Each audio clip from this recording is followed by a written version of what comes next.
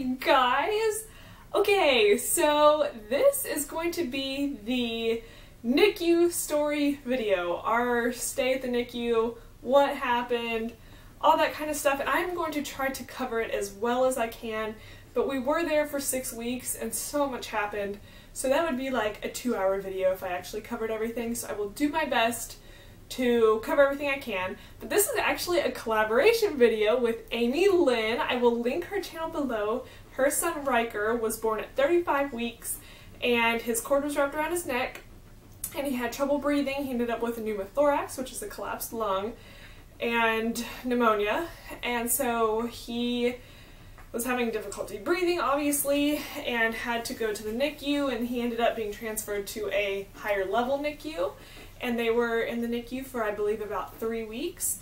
So they have an incredible story to tell too. So I will link her channel below and the video link to that video as well.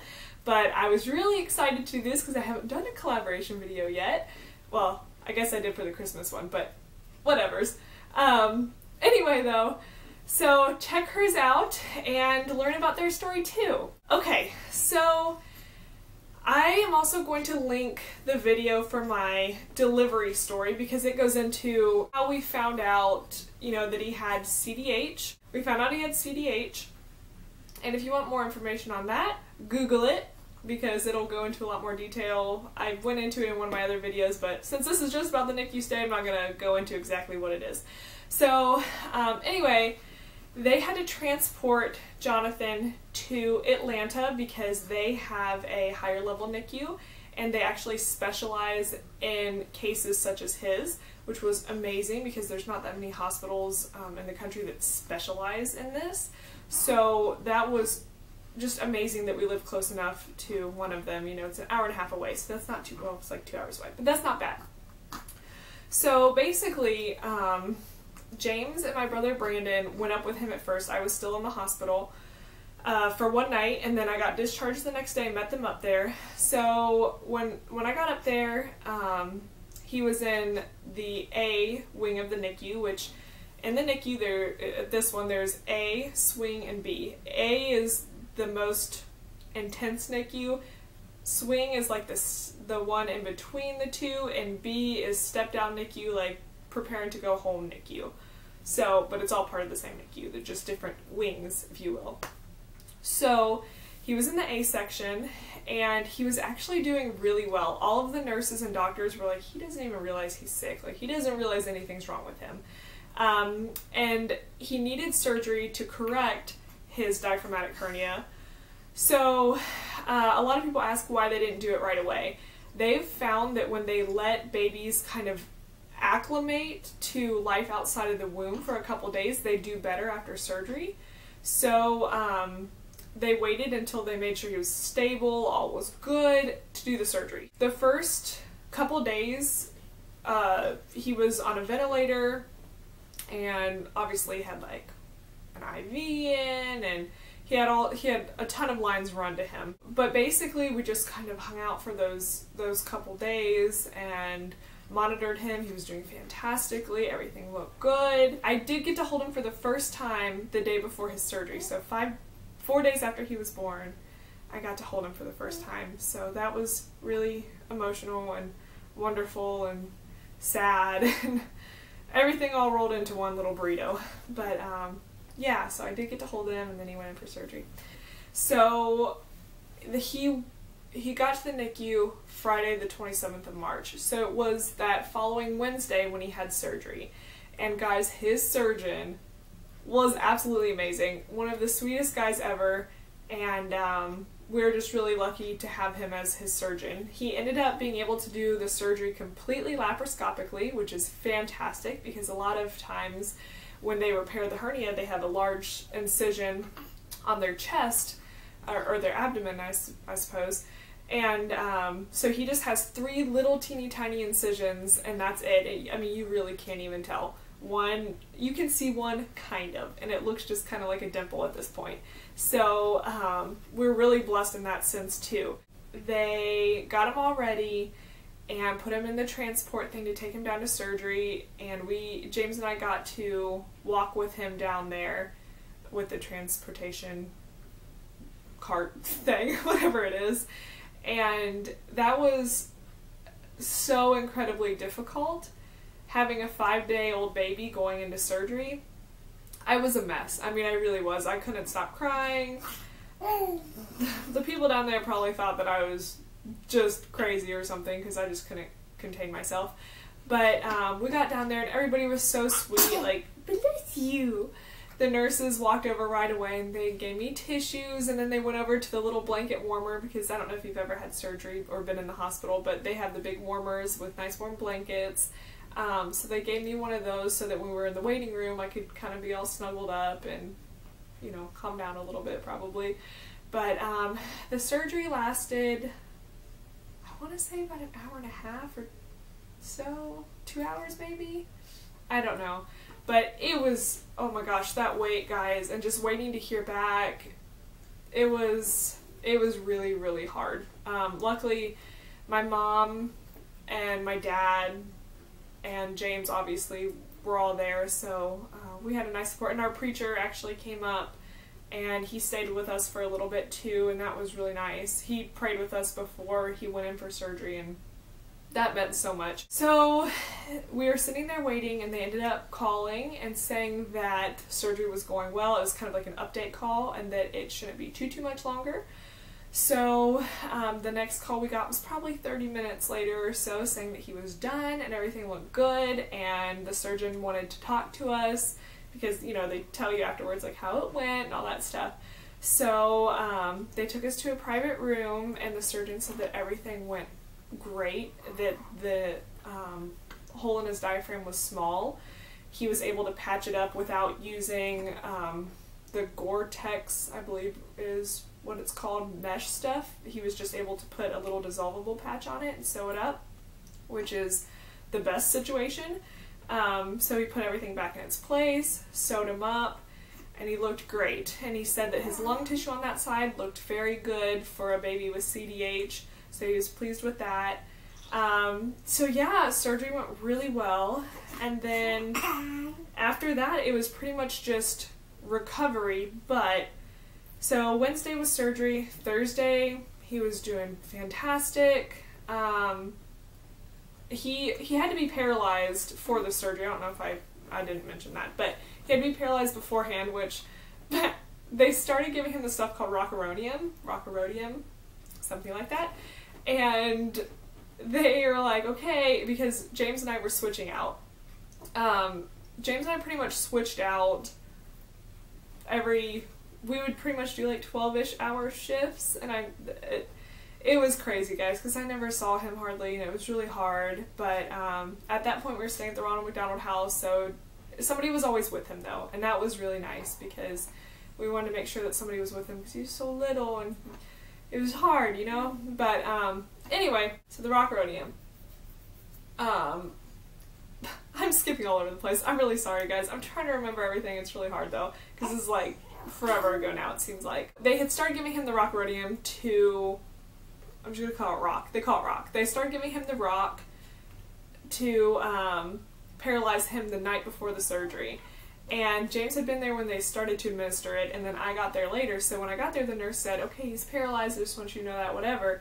So I walk over, and I always sing to him, and I would read to him and stuff like that. So I was singing to him, and all of a sudden he opens his eyes, and he just starts looking at me, and I was like, you're supposed to be paralyzed? What are you doing? So the nurse was sitting over to the side. I go, he's looking at me right now. She's supposed to be looking at me right now, and she's like, nope. So they had to up the dose. Turns out that rock doesn't work for him very well. They had eventually, I'll go into it in a little bit, switch him to a different kind of paralytic. But anyway, then they had the surgery. That went well. Thursday, everything went really well. He was recovering and doing great. Everything looked wonderful. Now, Thursday night, Friday morning, so technically Friday morning at like 2 a.m. or 3 a.m., they convinced James to come back to the Ronald McDonald House for a little bit to get some sleep with me, because I was there sleeping at the time. We were about to switch out around 5 a.m. And so he came back and he got into bed, and all of a sudden it was about maybe 45 minutes later and the phone rang, and it was the NICU. So automatically, you know, I freak out because there's no reason they should be calling at 4 in the morning unless something really bad happened. So I go to grab the phone and I drop it between the bed and the nightstand and I can't reach it. So I'm trying to get it, and I had turned the phone on and dropped it out of my hand because I was shaking.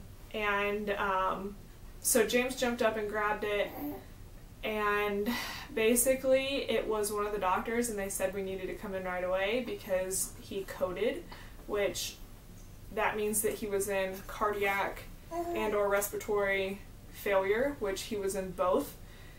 What happened is he had a pneumothorax, which is a collapsed lung, and since he was on a ventilator, his chest cavity filled with air, and that pressure caused his lungs to seize up, which then in turn caused his heart to stop. So I don't even have words to describe what that felt like getting that call, because it was awful. It was awful. So luckily the Ronald McDonald House was only 2 blocks from the hospital, so James and I were in the NICU within like 7 minutes, which is a little ridiculous because it still should have taken like 15 minutes to get up in there, but we just flew there. So we got there and there's like 20 people standing around his bed or his crib, and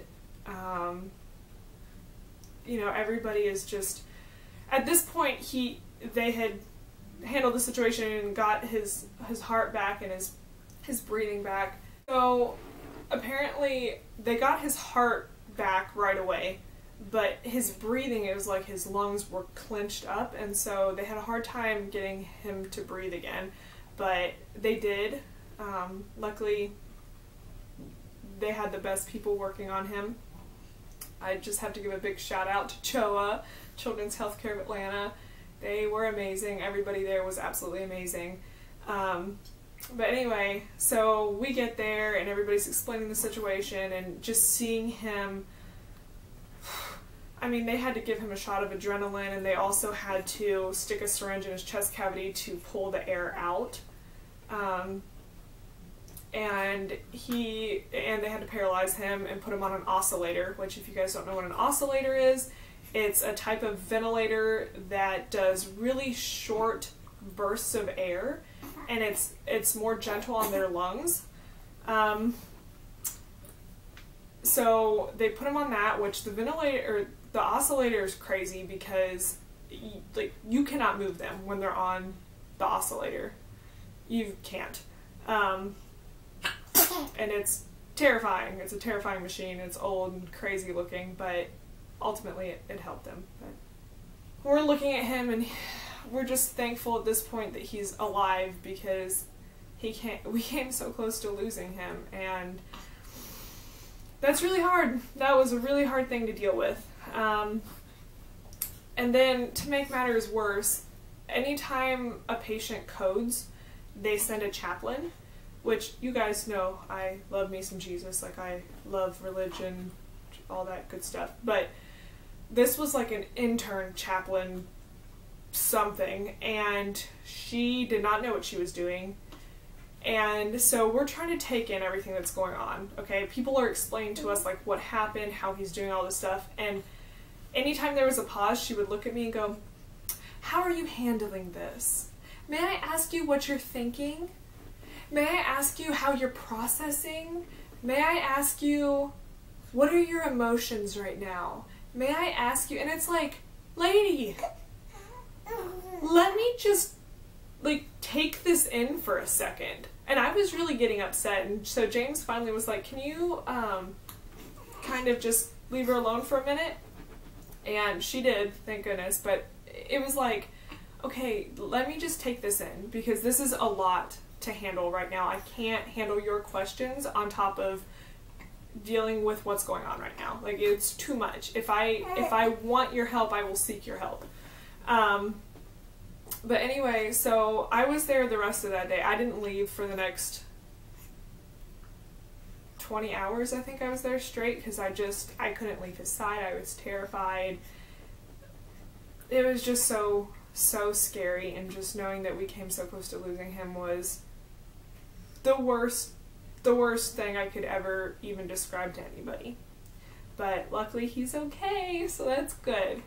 He was on the oscillator for, I believe, the next 5 or 6 days, and those were really challenging days because the oscillator is a very unnatural breathing pattern, and it's usually fine when it's used on little micro preemies and stuff, but a full-size baby like this, he tried to fight the oscillator, because he was trying to breathe normally over it, even though they had him on rock to try to paralyze him so he wouldn't do that, but he was still doing it anyway, and that made his CO2 levels go up, and so they were dangerously high a couple times, and they just weren't always going down, and they weren't at a safe level.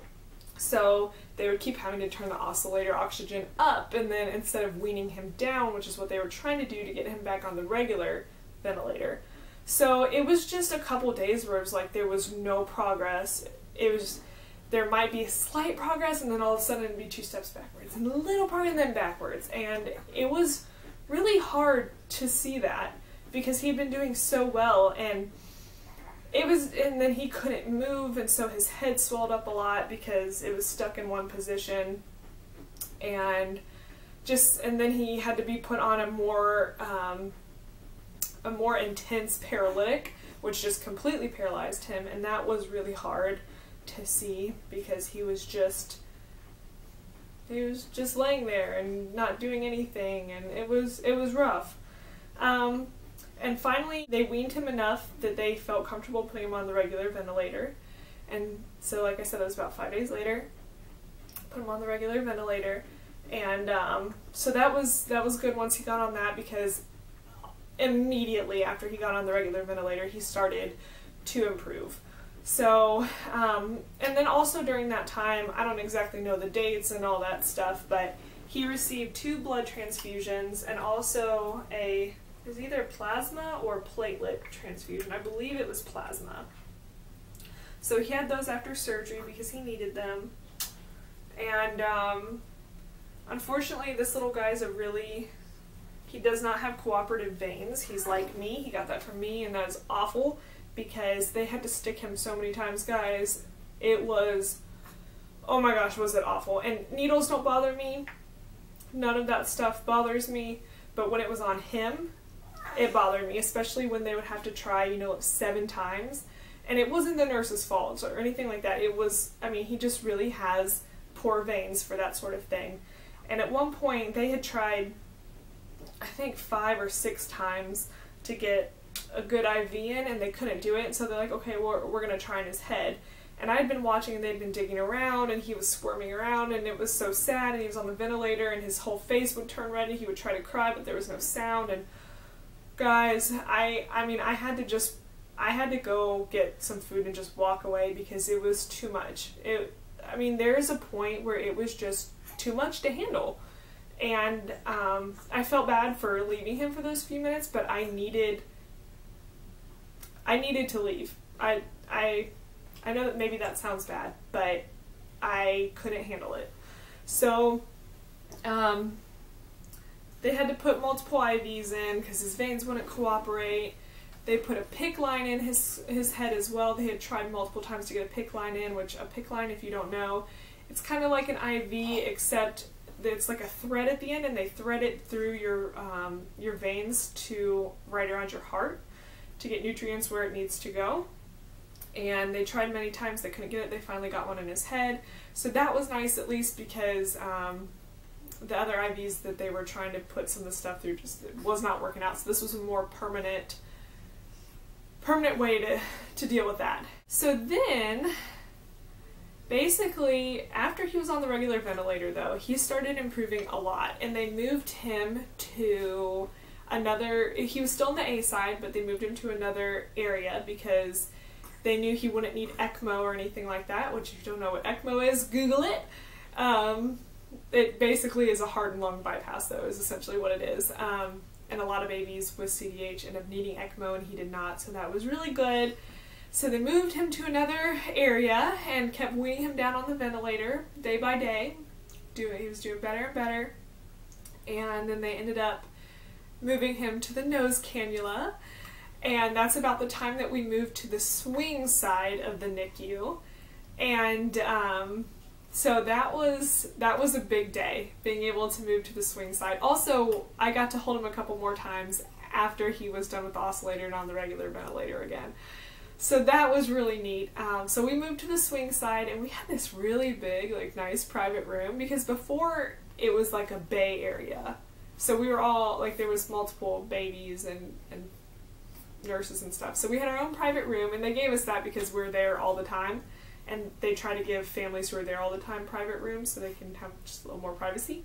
But we still couldn't stay with him at this point. So we're still at the Ronald McDonald House for the A side and swing side. Which, guys, if you're looking for a good place to donate money to, the Ronald McDonald House did so much for us, I can't even begin to explain. So it's a wonderful, wonderful thing for families with sick children. So just throwing that out there. Anyway, so the swing side, he was on the nose cannula, but this little sucker kept pulling it out and down. Like, half the time I would look over and it would be in his mouth or under his chin or, like, not even on his face, and I was like, what the heck? But he had the monitor on and his oxygen levels always stayed high, so I was like, okay. I'd put it back, obviously, but, you know, I mean, what can you do? So James saw the doctors the next day, and he was like, look, it's not even in his nose, like, half the time. And the doctor's like, well, let's just pull it out and see what happens. And he did fine. Perfectly fine. Like, he didn't even notice that it was gone. So then at that point, they're like, well, he doesn't really have to be in the swing side anymore, because the B side, they want you to be on 2 liters or less of oxygen, I believe is what it is. I don't know exactly, but I think. And he was off of it, so they're like, we'll move you to the B side when we have a room open. And we were waiting for a private room, because there's semi-private rooms, but since we were there all the time, we did want a private room. So I think it was a day or two later, we got our private room at the B side, and that was, oh my gosh, that was such an exciting day, because we could finally stay there and be with him all the time, and oh, it was wonderful. And then I will have to say, the nurses, all of them, like A side, swing side, B side, all fantastic. But we made such good friends with at least 1 or 2 of the nurses on the B side. One was Becca, and Becca watches these videos. Hey Becca, we miss you. But you want to talk about best nurse ever. So at one point, James had to come down here a couple times, and altogether it'd be like a 4-hour round trip, and he had to go to work and do some things. So on those days, I would take care of Jonathan the day before, that night, the next day, whatever, because, you know, I wanted him to be rested as much as he could for the drive. And that was really exhausting, because between waking up, you know, when he woke up, and feedings and pumping and diaper changes, and then when the nurses would come in and the monitors going off, there wasn't a lot of sleep going on, obviously. So I was so exhausted at one point, and I was sitting there pumping, and I probably looked like a zombie, I'm sure. And Becca walked in, and I think she could probably see that I looked like I was about to die. And she was like, why don't you get some sleep? I'll hold him, because we pretty much held him 24/7, guys. Like, we just didn't want to ever put him down, because we could finally hold him again, you know? Finally hold him. Not again, because we really couldn't hold him. But, and I was like, are you sure? And she was like, yeah, I'll stay here and hold him. You get sleep. So she stayed there and held him for I don't even know how long, because I passed out in about 2 seconds. So thanks, Becca. That was like the nicest thing ever, and I really appreciate it. But all the nurses there, so nice, and they made what was a really hard, awful thing into something that was a little bit better, you know? Because obviously, no matter what, it was hard. I wouldn't have chosen to be there, kind of deal, but everybody was so nice. We only had one nurse ever really say anything that I was like, well, that's kind of rude, and really wasn't a big deal, so whatevers. But yeah, so once we were at the B side, though, it was just a matter of teaching him how to eat. And that was a very long process that obviously we're still working on, but he doesn't have a tube anymore, so that's exciting.